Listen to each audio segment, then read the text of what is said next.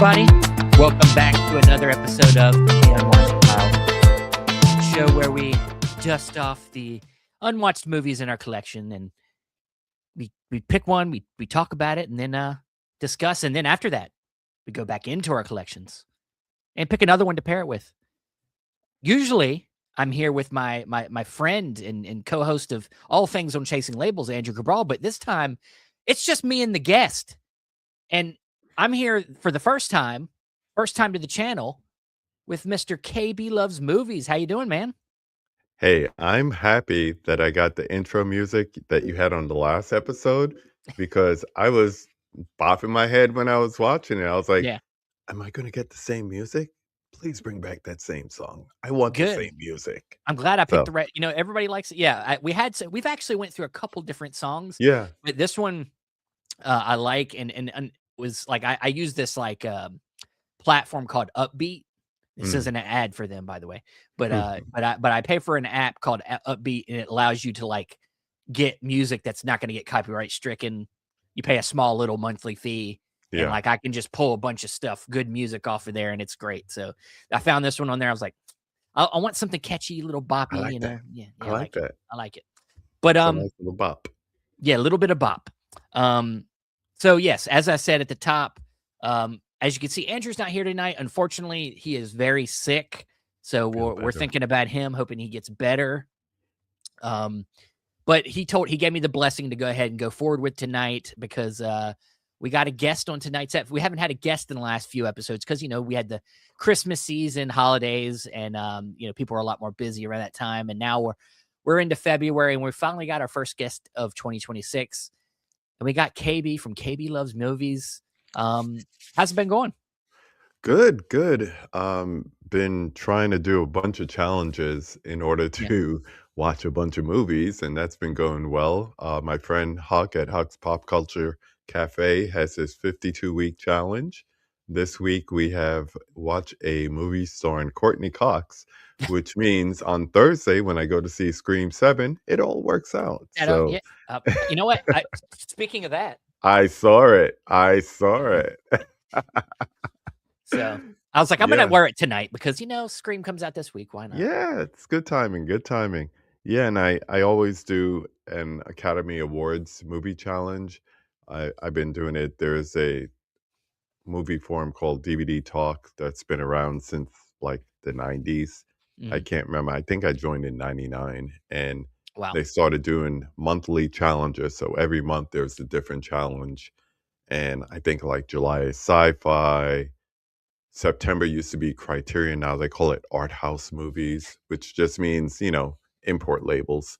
Yeah, yeah. And February to March is always Academy Award season, so that's a challenge of the period. And I love doing it. I love like the Oscars and all that since I was a kid, watching it with my parents and everything. Well, my mom and my aunt, and I love the whole pageantry of it and all the Yeah. weeks leading up to it.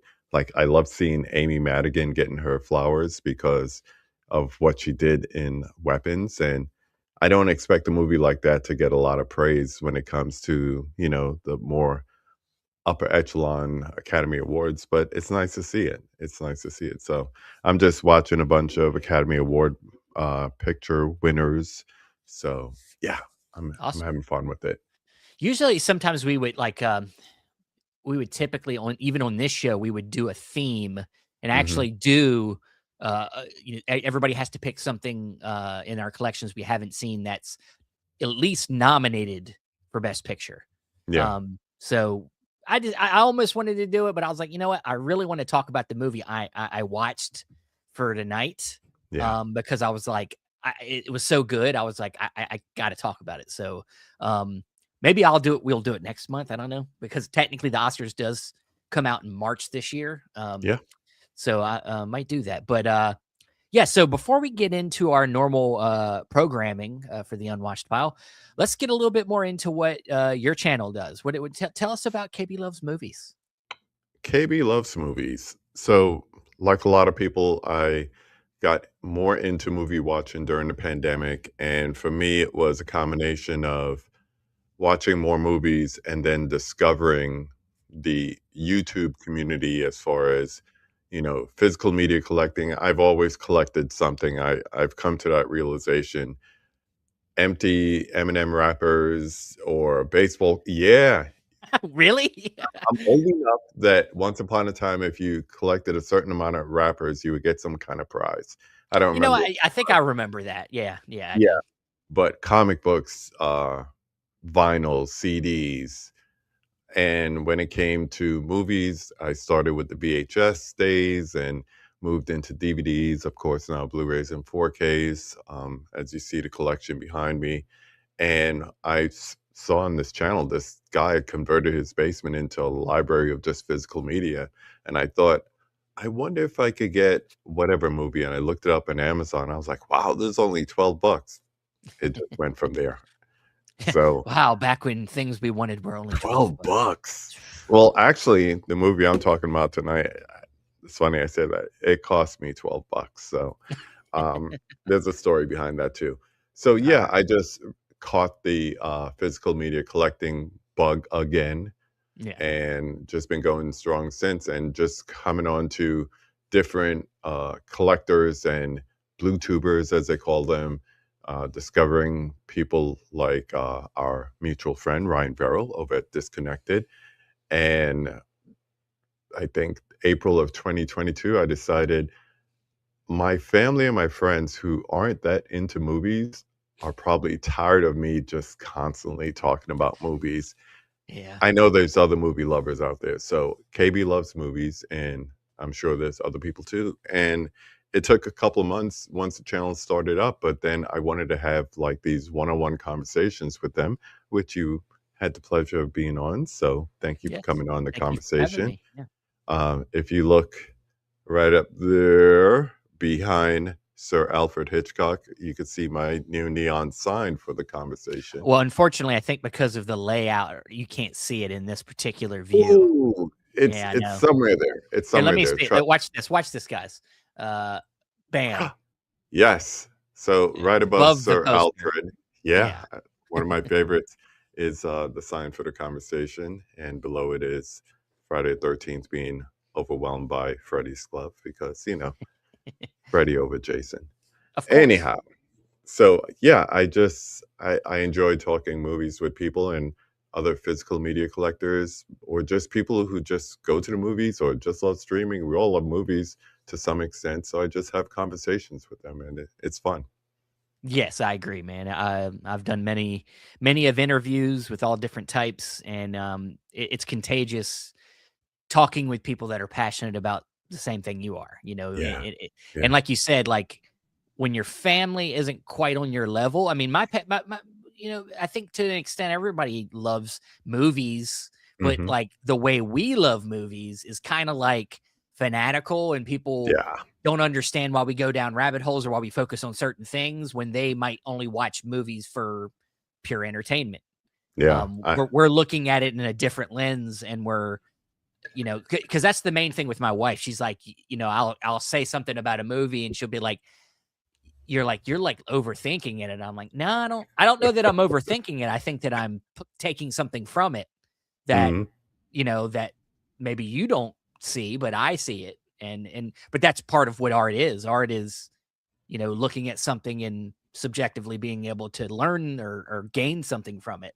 Yeah, So that's why I love movies, is because I think movies are kind of the ultimate art form for me. Like it's yeah, everything. It's music. It's set art direction. Just lighting, like everything. So yeah, it's acting. It's the best. So yeah, I could go all day and we could have passionate conversations, and it's I love doing it, and I'm trying to honestly, we've been away from interviews for a while, but I want to start bringing them back slowly, to a little bit more regular extent. So, yeah. um, but tell us about your collecting habits. Ooh, Obviously, we see your shelf. You have a good amount of Blu-rays. You don't have to tell me a number, but like I'm guessing it's in the thousands at this point. yes, yes. Um, and so, how do you decide on what you buy? Like, is it are you blind buying regularly still?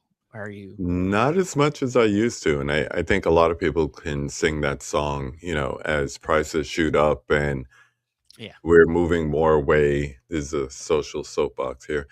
We're moving more away from art and more towards content. It's very hard to just blind buy something and pay 30, $40 in a case of imports, sometimes more, and then get disappointed by the outcome of it. So I buy a lot of movies that I've seen and I know I want to rewatch, or Yeah.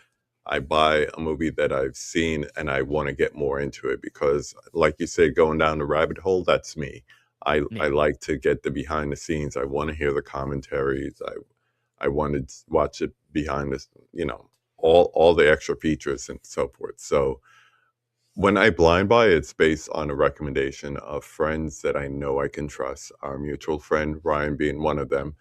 Um, but yeah, the days of just going, well, the days of going to Best Buy is long gone, but the days of going into Best Buy and dropping $100 on movies I never seen, those days are behind me.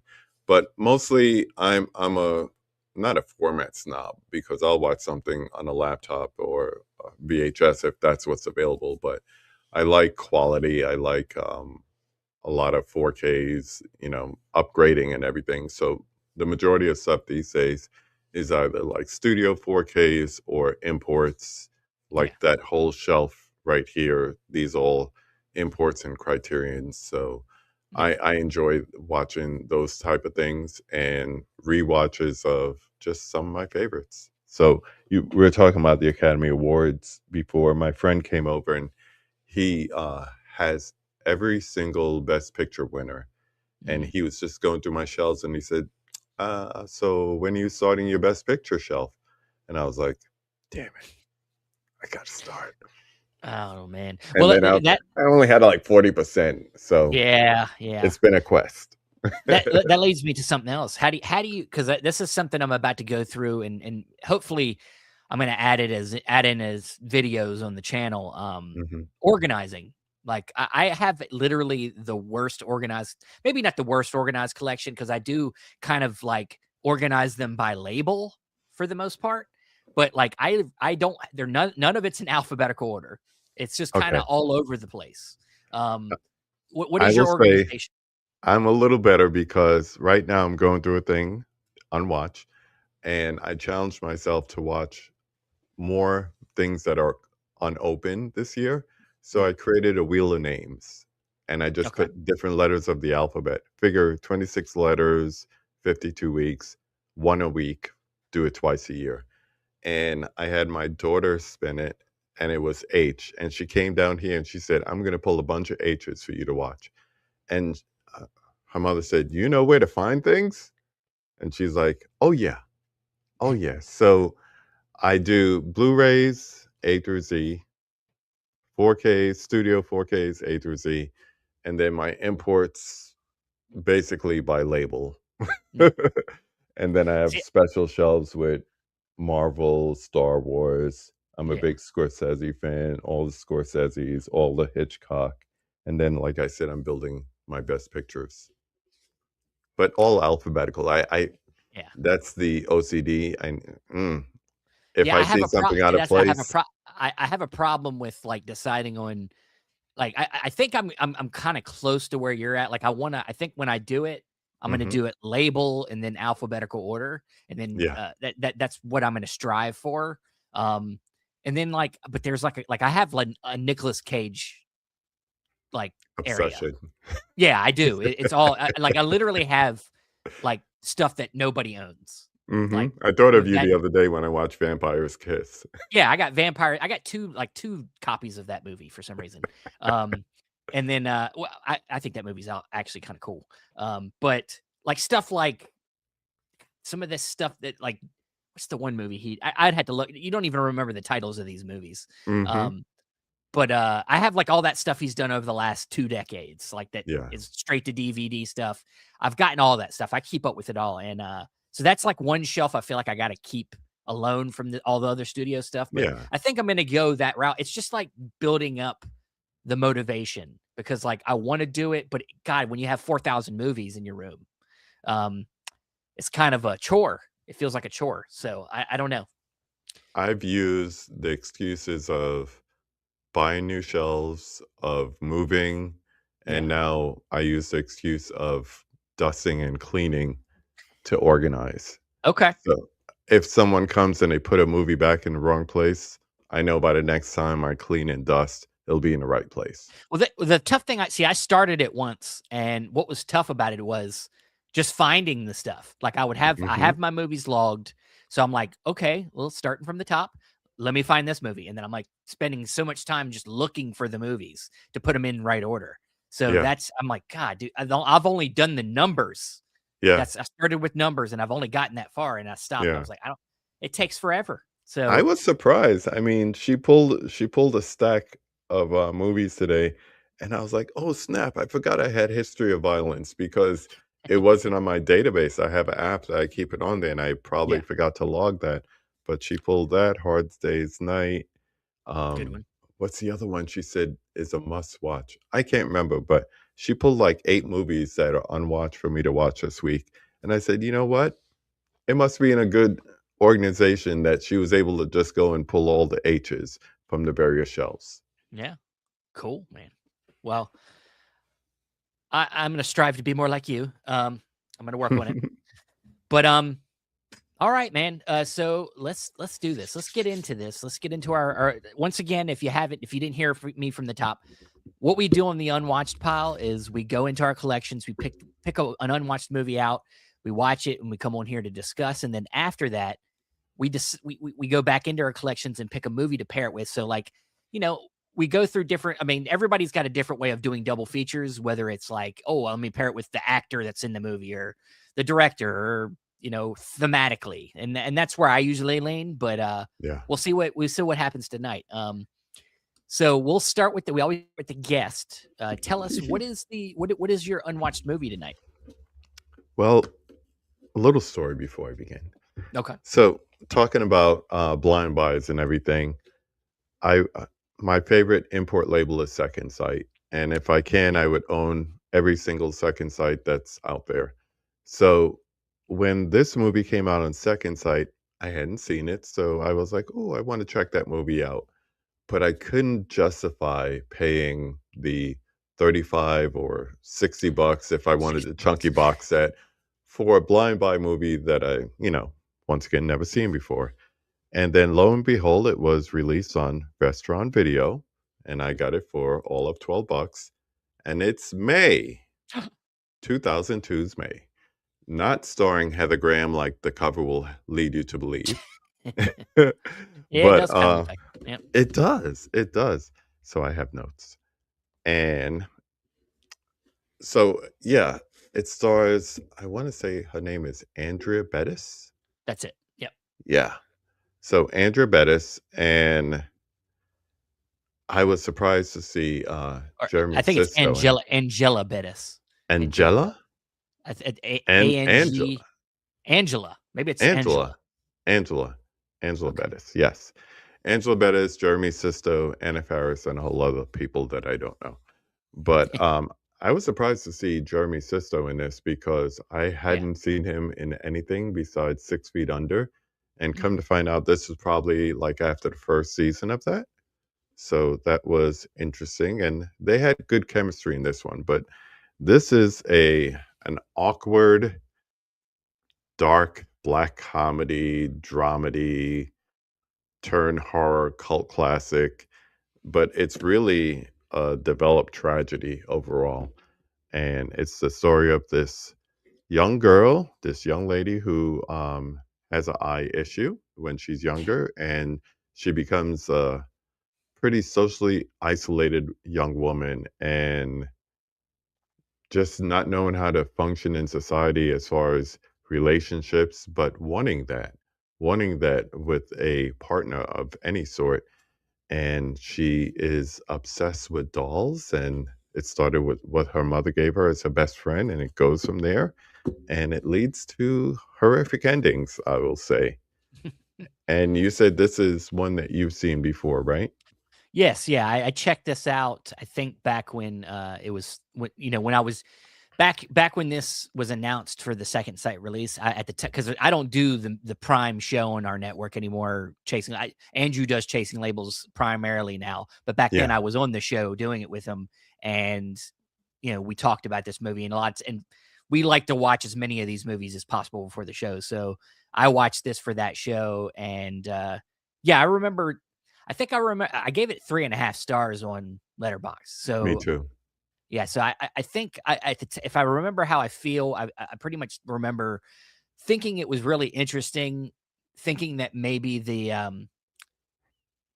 pacing of the movie was a little little weird, like It it was was a like little. slow, fast, slow, Yeah, fast. it was like kind of like very sporadic all over the Mhm. place, but then I thought that the character stuff was really interesting, and that's what you're there for. I think that this Yeah. journey she goes on from um this awkward young woman to like, I mean, really like coming into her own in a way, in a very weird, tragic way. Like Yeah. she has to figure out who she is through this tragedy, like and like figuring out like that she almost has to become like the worst thing to be herself. Like it's like a comment on like society and how we picture normal, Yeah. like what normal is, and how people kind of seclude people to the side, you put people to the side that are not actually, that are into things that everybody else is into. She's Yeah. into dolls, she's into, so, she's, but people look at her as weird, and it's like, well, why is she weird?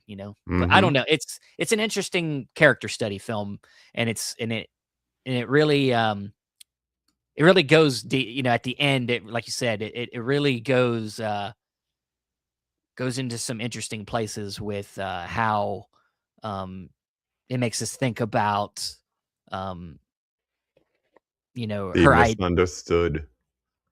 like people say she's like, it's like a kind of deconstruction of that. What's the term, manic pixie dream girl kind of thing, Mm. like a Yeah. little bit of a deconstruction of that idea. She's this awkward girl that underneath could be more confident in this and that, but Mhm. really that's not who she is. Yeah, it's um who she wants to be though, and yeah, that's the whole horror of it. It's the horror of wanting to be understood, not yeah, necessarily fit in. She's not trying to fit in. She is her own individual. She is her own person. She has a career and all this stuff, but it's also things it's kinda like, funny enough, like, if someone was a mortician or something like that, not typical, I'm a sales accountant, not the yeah, typical job profile, but, just wanting to be understood, and I think that's the theme that kinda runs throughout the whole movie. But, I took down some notes, as I said, and the things that I caught on to it without giving any spoilers away, there's a level of loneliness to her, and I don't know if it's innate or if it's just through what we see as her early childhood days being developed, and that's the outcome of it. I would kinda lean more towards that than, something just in her because, we're all products of our environment and social interactions and so forth. Um, I she definitely she's definitely somebody looking for connection. She's Yes, yes, for and sure. and we see that in so many different forms, especially through touch. Yeah, That's, something very important to her. Um, the whole thing about finding the perfect person, which a lot of people say, but I think she takes it to a different extent as far as yeah, finding the perfect person. And she says this one line where it's like, "All these parts, no one is whole." And I was like, "Ooh, that's very profound. I like that." But I think that's her problem. She's expecting to find someone who has everything, and I yeah. I think that's a lot of people's problems. That's But yeah, for sure. yeah, I think it's her trying to find a perfect person with everything going on for them, or maybe just finding a person that's into her and thinks she's perfect for them, and then not realizing that's not how people are. People are Well, also imperfect. also it's about, I think you could also say that somebody that like for her, she's looking for the perfect person to make up for what she thinks she is not.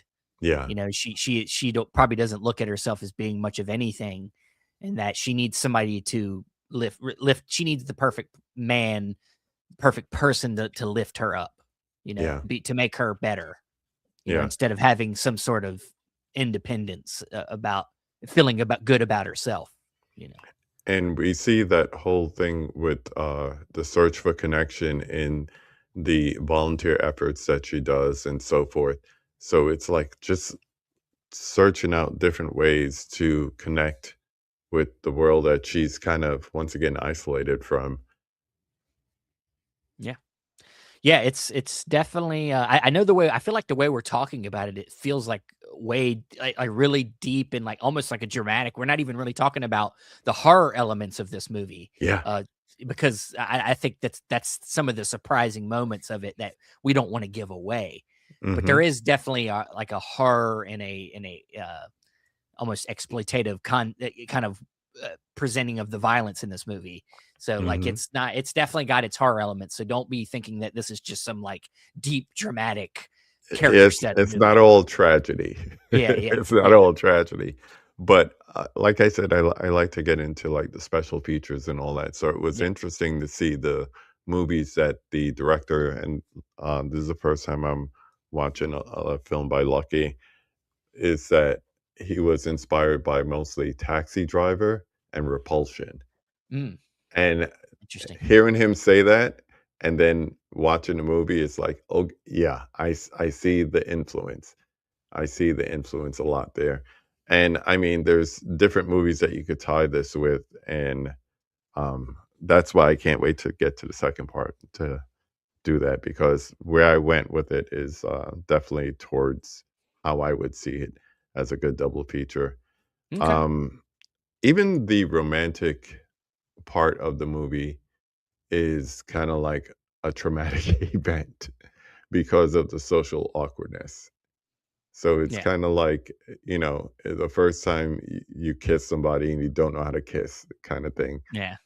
except you're doing it in your 20 somethings instead of like your teenage years or whatever they start at these days. I'm old. Yeah. I God. don't know. Yeah. But yeah, it's just pushed to a different level because of how isolated she's been growing up and everything like that. So Yeah. I I enjoyed it. I enjoyed it Good. overall. It was quirky, it was offbeat. Like you said, it had pacing issues because sometimes it felt like it was just rushing to get to the next act, and at other times it kind of felt like it was slowing down and giving you that character development that you're expecting. So, it just wasn't constant, Yeah. but come to find out this is the first feature film, so, not everyone is a Steven Soderbergh coming with Sex, Lies, and Videotape out the bat, Sure. so, Sure. Sure. you know, And you know it that's it. Just might be our. You know, maybe might be just sometimes on a first time watch when you don't know what to expect from something, something doesn't always like so you have expectations, but once you've gotten the Mhm, expectations out of the way and you know what it is, you could go back and watch it and it all might feel fine. yeah, Might and that's the beauty of owning a exactly, physical media. So, exactly. I'm definitely gonna give this some time, some space, and come back and watch it again with fresh eyes, but memories of how it, concluded and what happened in the movie because certain things I was like, first time I saw Anna Faris in it, I was like, what is she doing here? What's a scary movie doing in here? Yeah, well, yeah, she showed up in a lot of weird small roles in that Hmm. during that time. Yeah. um But it turned out to be a refreshing part of the cast for me and okay, yeah, her whole role in that development of May. So, and then also, like I said, Jeremy Sisto, they had really good chemistry on screen together, which as I watch more and more movies, because I'm in the theater at least once a week, just seeing something, yeah, and you would think big time actors, celebrities, so forth, they would work well together, but I'm seeing that less and less. And immediately, I don't know why, the Fall Guy comes to mind. And here you have two A-listers, and they look like paint drying on screen when they're together. Everything else about the movie, fine, but their chemistry was not there.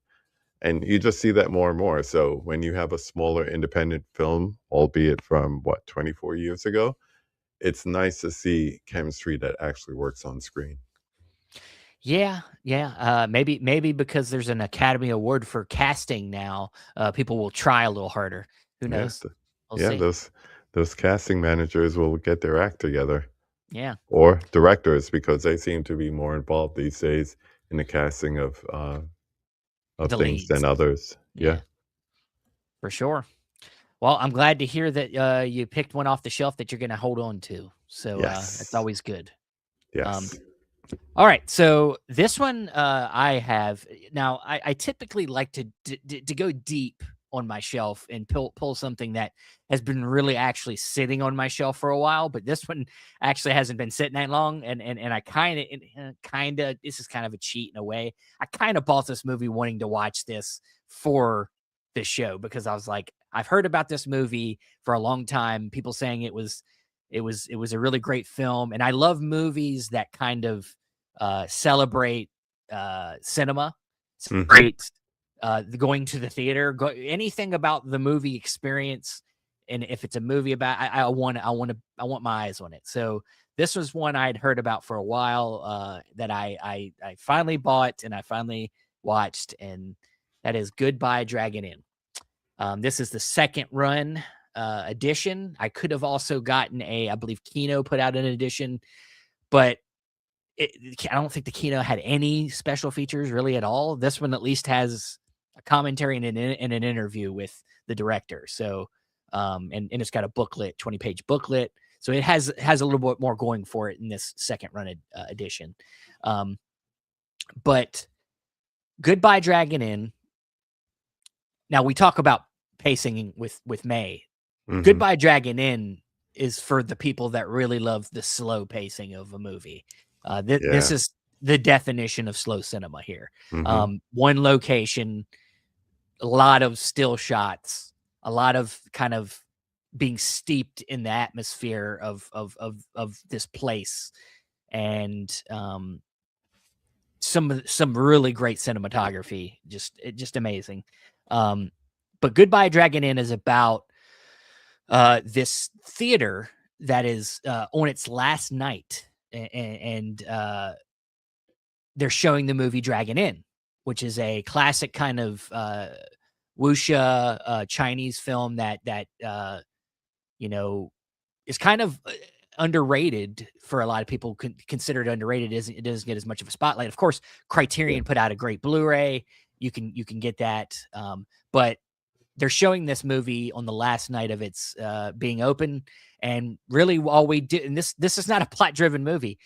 We just kind of hang out in the theater while this movie's playing and kind of get the coming and goings of the patrons. Yeah, and this is one of them kind of and this is almost like kind of a dead thing except for in big cities, but the one screen theater, the big Yes. auditorium, um, Yes. and so we just kind of watch.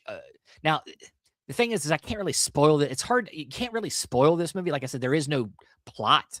This is a pure like experiential type of movie. But essentially, you're hanging out in this movie theater that is kind of haunted by the patrons that literally haunted by the patrons that used to go there. Now there are some real people there, but most of the people you see in this movie are really just ghosts of the past. And I Mm. think that the movie is really just kind of a commentary on how theaters like this, especially, are becoming a thing of the past. People Yeah. don't appreciate cinema like they used to. They're not going to the theater like they used to. And this is, guys, this was a movie that came out 20 plus years ago, Yeah. and they're talking about this concept and then where we're at now. It's so much more relevant now than it's ever been. Oh, yeah. And yeah, we just follow people. You have one patron. His name, he is. I don't know that he has a name. Um, yeah, I don't. I don't think his character has a name. But he is a gay man, and he's trying to like get a pick. He's trying to pick up somebody in the theater, but it's just not working out. Everybody he comes around, it's kind. There is some like kind of underlining comedy with this character in the movie, and he keeps like getting into weird situations. There's one part where he sits down, and everybody's been through this. Sits down, and the people that are like a row behind him are like chewing their popcorn loud and a lot of noise, and he's just like. It sits with him, and he sits there as long as he can, and then he finally gets up and he's like, I'm gonna go. Yeah. It's hilarious. And it just really kind of goes through some of the moments I think that are very symbolic of our experiences at going to the movie theater. And then also just it's about settling into the vibe. And then you get like the ticket taker, the person that sells the tickets, you get her perspective a little bit. And you get the perspective of some of the patrons that are like people that there's a couple of them that are people that acted in Dragon Inn. They're sitting in the audience, they're watching the movie. And like I said, you can't really spoil this movie. It's experience. But Right. really by the end of it, you just feel this kind of, in a way, overwhelming kind of sadness. Yeah. To feel like something like this is like not appreciated anymore. It sucks. It sucks to know that this is where we are now, especially with the cinema experience, that people don't get emotional. It didn't, like, the normal person don't get emotional at movies. Don't sit down and like think about it the way they used to think about it. I don't know. I know you haven't seen it. But what have you heard about I this do film? have questions. Okay. For one, shout out to my buddy Nathan Jones, because he was the first person I heard talk about this movie, and the passion that he gave to it made me want to just go out and buy a copy. But question number one, because I'm always in that mode. Do you feel if you haven't seen Dragon Inn, it takes away from the movie? No, I don't think so. Yeah. I think it would add something to it. I think it would add something to some of the like I said, there's a couple people in the audience that were in that movie, like maybe like kind of like getting a little bit of the perspective of like that gives you a little bit of perspective of what they're going through. Mhm. And there's a little bit of a history there too. So like it enriches the history of that being why that's the movie that plays on the last night. Mhm. So maybe it enriches it a little bit, but I don't think it takes anything away from the movie. Yeah. My second question is, when was the last time you got emotional in a movie theater? In a movie theater, let's Yeah. see. Um, I understand young parents don't go to the movies every week, but yeah, I was gonna say for me it's a little tough because the movies that I get to go to these days, I mean, my little girl's 3, and we just started taking her to the theater. So a Mhm. lot of the most recent stuff I've seen in the theater is movies for her that are not going to get me emotional. I Right, did right. go see Send Help, which I really liked.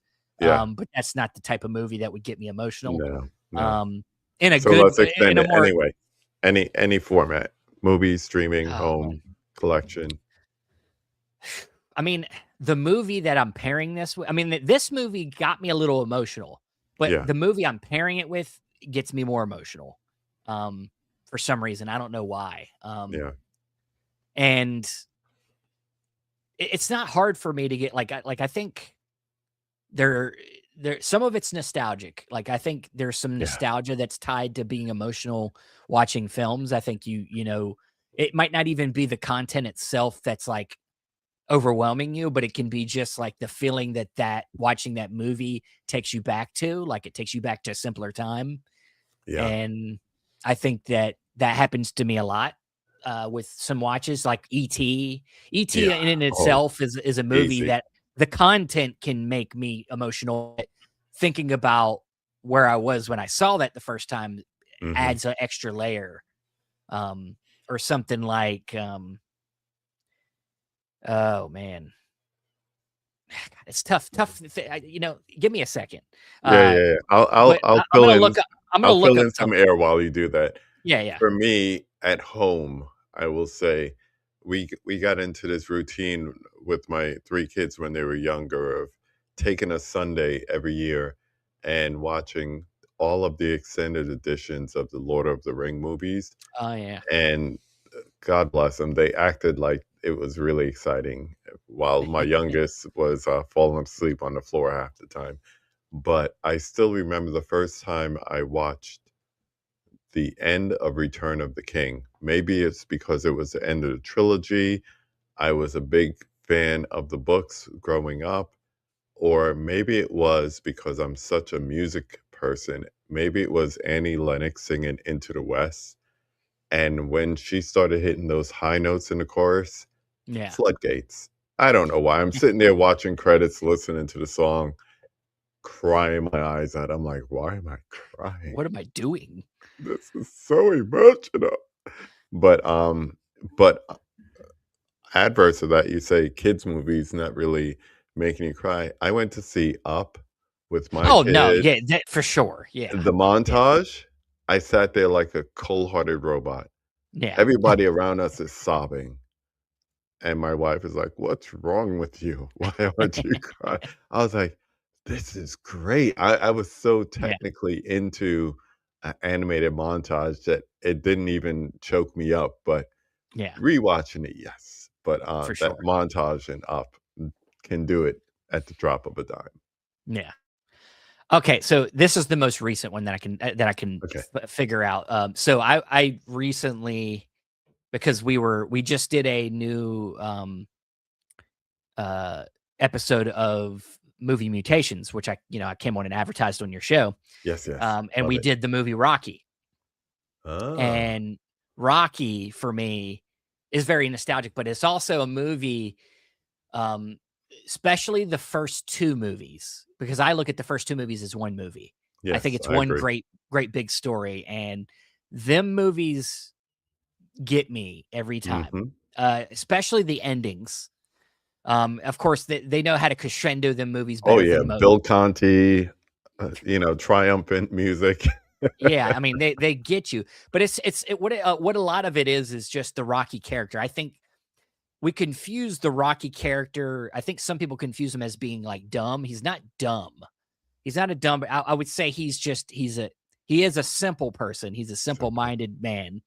And he obviously is a boxer, so he's probably got some brain damage. But he's he's just a kind of he's a lonesome person looking for connection, just like our May character. I think he's somebody. I mean, he spends the first half of the first Rocky just trying to get Adrian to go out on a date with him, Yeah.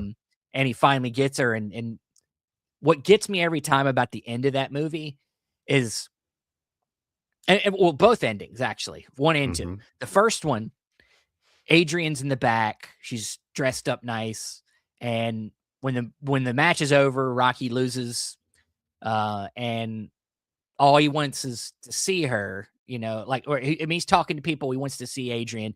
Adrian's trying to get to the ring, and she gets in there. Her hat falls off on the way to the ring. She gets in there. The first thing he says, this was one of our trivia questions on the match. First thing he says is, "Where's your hat?" Like he didn't even care about. He doesn't even care about like himself, like. And then she says, "I love you," and he says, "I love you too," and like that's all Yeah. that matters. Freeze It's frame. like, yeah, that's all that matters is like them to being together. Yeah. Um, and then with the second one, or am I confusing? Is that the second one or the first one? I don't know. I'm blanking for a second because in the second one she didn't even cut. Yeah, she doesn't come to the second match. She stays at home with the baby, Mhm. right? And the second one, she's not there. He wins the title, of course. I'm spoiling Rocky 2 for you.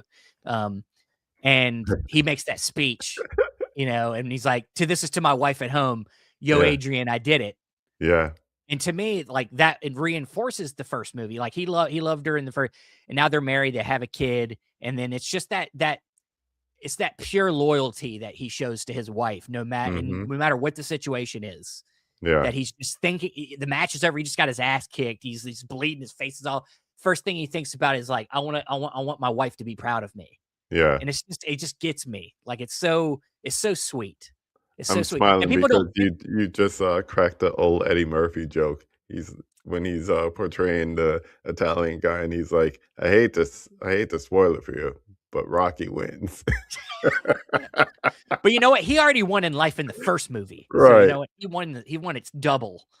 Um, but yeah, them movies get me. And even the later ones I love. I love 3, 4. Same. People it's I funny don't enough. care. I People love don't them like all.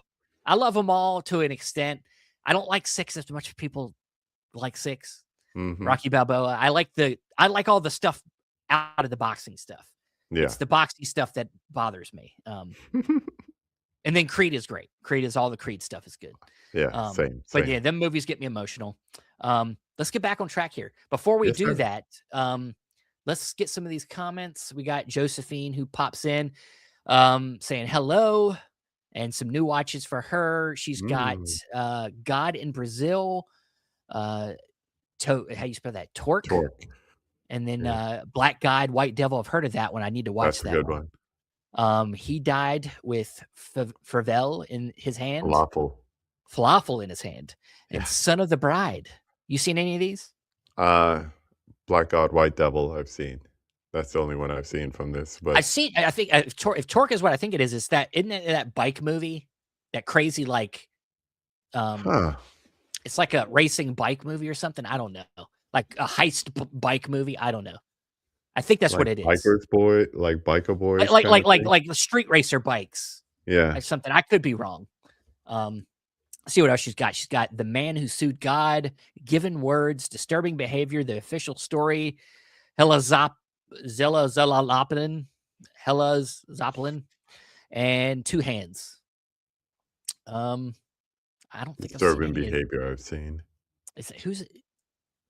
I've probably seen that one. That's one of them '90s Yeah. sex movies, huh? Yeah, yeah, Yeah. late '90s blockbuster, it's still on the shelf on a Friday night, yeah. Yes. Okay. I've probably seen it. Um, and then we got some others. You got. Is this one of your fans? I don't think I've met Princey this person. Prince, yes. Keeps changing his name, but I know it's Prince. How's it Okay. going? Universal Soldier or Terminator? Hmm. Terminator. That's Terminator. easy. Yeah. Yeah. You know what? That's a classic for me. Universal Soldier is a classic for me growing up. Mhm. Um, definitely loved the first one, and then I think it was like I think it might have been the third one where didn't Dolph Lundgren come in? No, Dolph Lundgren was in the original. Yeah. Yeah, it's been a while since I've seen him, but there was like it was like the third or fourth one I was like, this is pretty cool too. Yeah. But Terminator is, yeah, for Yeah. sure. Like Terminator is the sci-fi horror that nobody talks about as a slasher, but pretty much is. it is. I agree Pretty with much you. is. Yeah. All right. Well, let's get back to it. We need to get to your pairing for was it 2002 film? Yes. May? So Yes. what are you deciding to pair it with? I was trying to go different directions, I coulda went as old as Frankenstein, and then I was thinking maybe Saint Maud, kinda like a before and after, but what I ended up going with, and once again, watching the feature, I could see the influence on the director, and I'm gonna go with the Mexi-Funk art on this one. I went with Ah, 1976 Carrie. wow. Yeah, I could see it. Yeah. So, we have, like, 2 different types of isolation here, and you have one that's private, and then Carrie is pretty much public and through the bullying and intimidation and all that. But it's like it's the same wound, but, like, different ways of expressing it, and, Carrie's younger and everything, but she in May, she kinda, like, internalizes it with that wound, and Carrie externalizes it, not directly through her actions, but by, the humiliation that she faces and so forth. I don't think I can spoil Carrie without I people just getting actually upset. read the book like last month. So So yeah, it's detailed funny that, in yeah. comparison, right? Yeah. So detailed. Um, Intimacy versus spectacle, whereas May is looking for that connection through intimacy. Carrie basically develops her superpowers, as the case may be, and becomes a spectacle. Um, Different errors, but same kind of fear. Yeah. Basically, you go from repression and repulsion and religion to alienation and, like we were talking about before, emotional disconnection and miscommunication. Um, the female monster, for those that are into like that art house term, you have one person not knowing how to be human, the other person kind of having that humanity denied to her through the Yeah. true villain in the movie, which is her mother.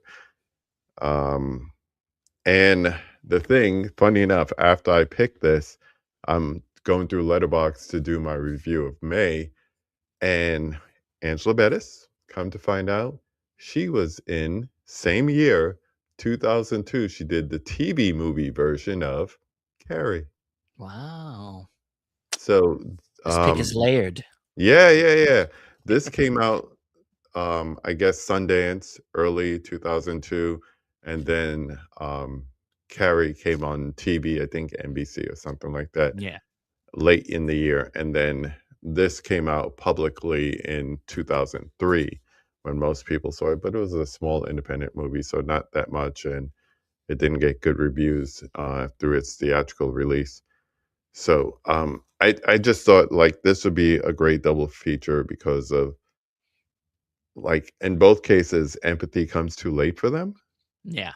and everyone around them suffers the consequences of that. Oh, So, for sure. Yeah. yeah, I just thought if I'm gonna show the two of them, one, there's familiarity with Carrie. Two, all the times that I just said, it would just make a good double feature. What do you think? I agree with you, dude. The character journeys are spot on. Um, I don't know which one. Which one would you play first? Would you play May. Carrie first or I would May play first? May, yeah. Okay. Just to have something new and something fresh, and assuming at least, let's say I was playing it for a group of people, Yeah. at least the majority of people would have seen the OG classic because, I mean, you got that, you got the Chloe Moretz Chloe Grace version, Moretz. Yeah. yeah, and then you have the TV version, which I didn't know about. So, yeah, I would go with the new movie for most people and then the classic movie Yeah. after that. Cool, man. No, I'm with you, man. I think it's a great pairing. I didn't even, to be honest, I didn't spend a lot of time, but this one didn't come to my mind. But it's a good Mhm. one. That's a good pairing.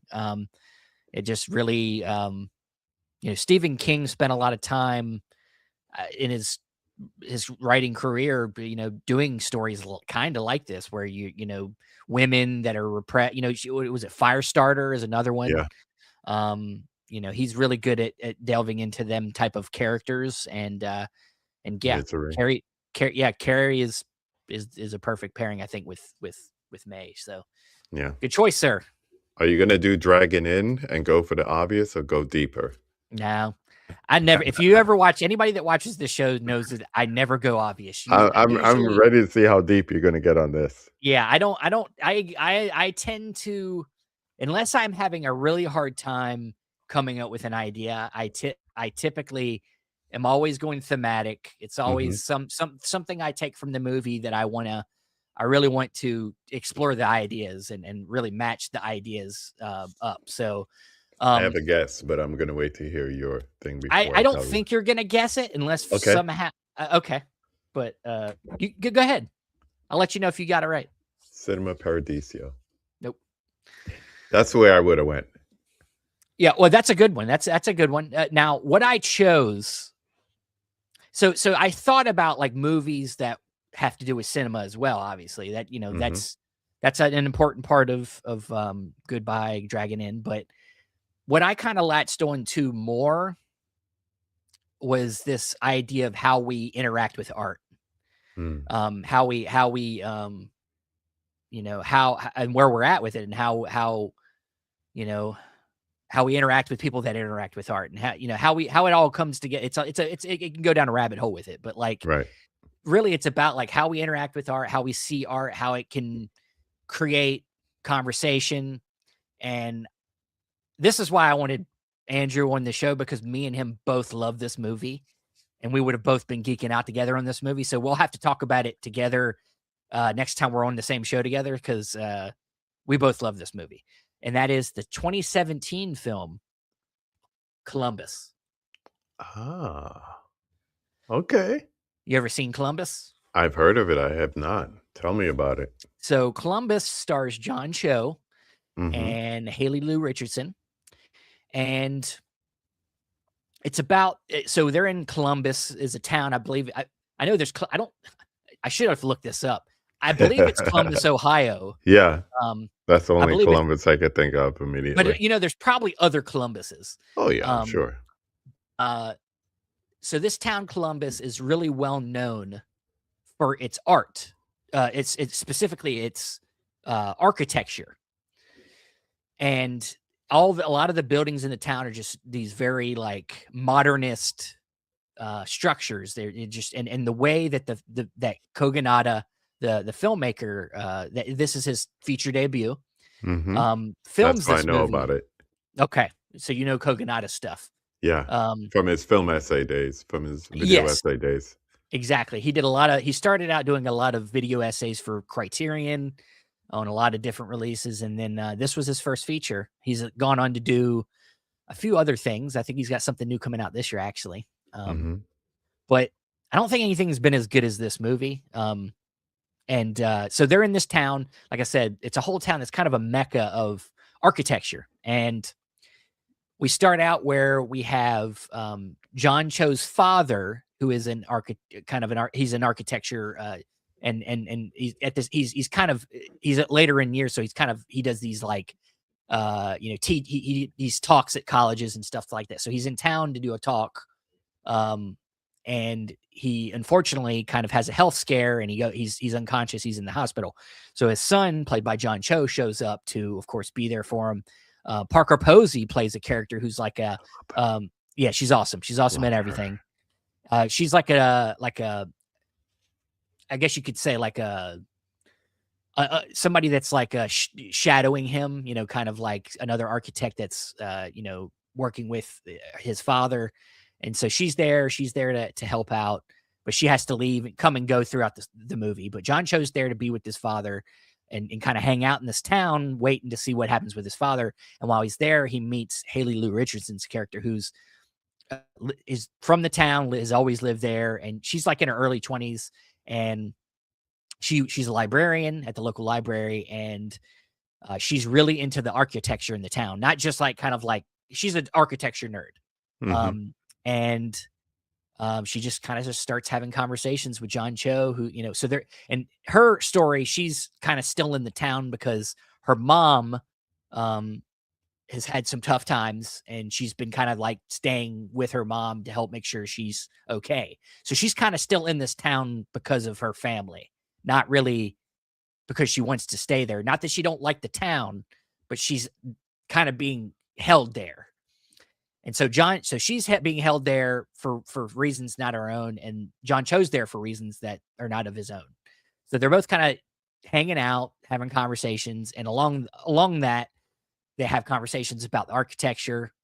They have life conversations, and as they're Mhm. walking through these different beautiful places, it just all kind of like it's so meditative. It's so kind of comforting in a way. I don't know how to describe it. Once again, it's kind of an experience. Now, this movie has a lot of dialogue in it Yeah. compared to Goodbye Dragon Inn, which is almost a silent movie. Not a silent movie, but there because you can hear the movie playing in the background a lot. But there's almost no dialogue in that movie. This movie has a lot of dialogue, a lot of back and forth. Um, and one of the best conversations in the movie, I'm trying to think. Let me pull it up here. One of the Culkin kids is in this movie. Rory. Rory Culkin. That's right. Yeah. And he's also a librarian. He's friends with Haley Lou Richardson's character, and he has this. He's talking to her about this like book he read, and like that. He talks about how like kids having short attention spans. That's something we all talk about these days. And Right. he said that the person said, I don't think it's about tension, it's about interest. It's Mm. about how it's not the kids are not into stuff. Kids can play a video game for hours. They have attention. It's about not being interested in the things that we're interested in. So Right. it's about that. And so that's where we get into that conversation about art and interest and about where we're at and about I think some of them conversations are really kind of crossing over when it comes to what's happening subtly in Goodbye Dragon Inn. That's the silent conversation happening there, the loss of interest, the sadness, and in this movie we're kind of having conversations about art and why we're interested in it and why why we're passionate about it, and it's a more uplifting look at it and about how them things connect us to our parents. Because like in this case, John Cho doesn't really care about architecture, but he knows about it because of his father. Right. He can talk about it because of his father. And his relationship with his father is like kind of, strenuous. It's not, they don't hate each other, but they don't talk anymore because, he got, sent around, he's, his whole life, he's never had a place to stay. And now he's kind of doing his own thing and living his own life. And now he's getting pulled back because his father's in the hospital. And so, yeah, it's an interesting conversation about generations, about, how our parents have an effect on us and also about art and about, how we look at it and how we interact with it and how influential it is on all of us and without even thinking about it. And something tells me, like, if I get this movie and I start to watch it, I'm going to be like, I've seen this before. really? Because that happens sometimes. Not everything is in the letterbox. You know what I mean? No, I agree with you. Yeah. I forgot some things. Yeah. And as you're describing it, all I could think of is the movie Patterson, which it has a movie Patterson kind of way about it. Yeah. absolutely love that movie. Yes. It Absolutely very, love the very beauty of it. meditative, very, thematically driven, and very just quiet and just kind of, a lot of still shots, not a lot of movement. Yeah. Yeah, it's one of the best looking movies I've ever seen. And it's not like showy. It's not showy. Mm-mm. It's not showy cinematography. It's just that the framing, he's very inspired by Wes Anderson because he did a lot of Wes Anderson stuff for Criterion. So he's a very obsessed with him. He's very obsessed with some other directors, people like Edward Yang or you see that in what's the movie? What's his second movie? Is it it's the one with the kid, the robot, right? After Yang. After Yang. That's it. Yeah. I've seen that. I've seen Big Bull Beautiful Journey. That was just last year. Yeah. So I think the next one, as you mentioned, is coming out soon. That's only his fourth movie. Yeah. So, yeah. I mean, great actor. I mean, great director.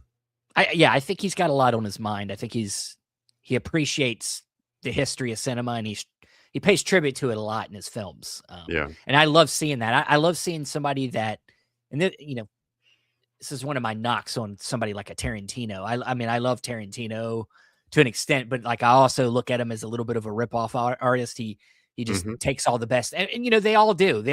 Filmmakers take they take things from their favorite filmmakers, but he does it in such a blatant way. It's like, okay, like you're looking for originality. I'm not necessarily. I'm just looking for somebody that has their own voice. Yeah. And interprets something in their own way instead of just kind of like copying it, And you see that definitely in this movie with the writing and the editing and definitely the directing. Yeah, it's a very thoughtful movie, and every time I watch it, like I've watched it at least 4 or 5 times now. It would be, once again, it's one of the movies that you have to have some patience for. But every time I watch it now, I just like kind of sink into it. I sink back into the couch. I expect to get tired, but I don't. No, because I'm just and some of it is the performances. Like John Cho, I became such a John Cho fan after this movie. I was like, because before this he was doing like the Harold and Kumar movies. Right. He did Star Trek. And you're like what am I going to get here? He is so good. He's versatile too. He is so versatile. And he's so like restrained in this movie, and then in times you can see him get really kind of like annoyed in this very it's like he just plays it so well. Fighting between like his thoughts about his father, but like having respect for his father, and like it's like he just plays it so well. And it's by the end of the movie, he gets to a place where I think he he understands his father a lot more through what the time he spent in that town and through his interactions with Haley Richardson's character. Yeah. He understands his father more. So they help each other out by the end of the movie, and it's good. It's so That's good. beautiful. And it's a good, I think, positive transition from watching something that I love. I loved Goodbye Dragon Inn in the sense of like its conversation. Of course, it's kind of sad and tragic for me. That has to be a movie. That's something we have to like deal with, but it's still important to have that. It's still important to talk about the hard things instead of even through through the language of cinema. It's important to have that as well. So, I think you would go Goodbye Dragon Inn, start really slow, start if you can make it through that movie, which it's only an hour and 22 minutes long. It's not even that long, but it feels longer because it is very slow. So if you can get through that, you get to Columbus, you get more a little bit more uplifted in this movie. You get a little bit more interaction with the movie, and I think it's a great double feature. Yeah, I'd like to hear somebody tell me otherwise. I'm gonna throw in the Dragon Inn and make it like a coda. Yeah, so you could like Dragon Inn, Goodbye, then Columbus. I was gonna say you could watch Dragon Inn first if you wanted to make it a triple feature. You could do Dragon Inn, Goodbye Dragon Inn, and then do Columbus, and it would be that would be a nice triple feature for sure. And for me, like I said, I'd probably add in like Saint Maud at the end of my two. Okay, yeah, Saint Maud, just for a little difference of approach. Okay, more horrific that way. All right, I like it. Yeah. So that physical media release copy that you have there. Yes. Is that what's the label? This is Oscilloscope. Okay. Now this one, I have two editions of this. I do have the believe this is Network releasing. I have this one, but this one has, I think, only a booklet in it, so it really doesn't have a lot. This one at least has, let's see, I think it has at least a couple features on it. I think it has a commentary and one other interview or something. But this really needs like a real, like I'm surprised Criterion didn't just put this thing out. Like I don't understand. You worked with Kogenaga. I mean, he's there. Right. So maybe one day this will get a more upgraded release, because a 4K would be really nice for this. But I might hold up for that. Yeah, I would hold. Like if you could find a way to rent it or something, I would say don't wait to watch it. You should try to watch it. But like, yeah, I'm hoping for a better release down the road. So cool. But well, that is it for this installment of the Unwatched Pile. Once again, hopefully our friend Andrew is doing better in the next coming days. He was going to do the movie. What was it? He was going to do Stream Dreams or something, something like that. It was a Cassavetes film. I think it was Stream Dreams. Could be thinking of the wrong movie. Stream. I don't know. But we'll probably do it on the next one. So anything else you want to plug before we head out?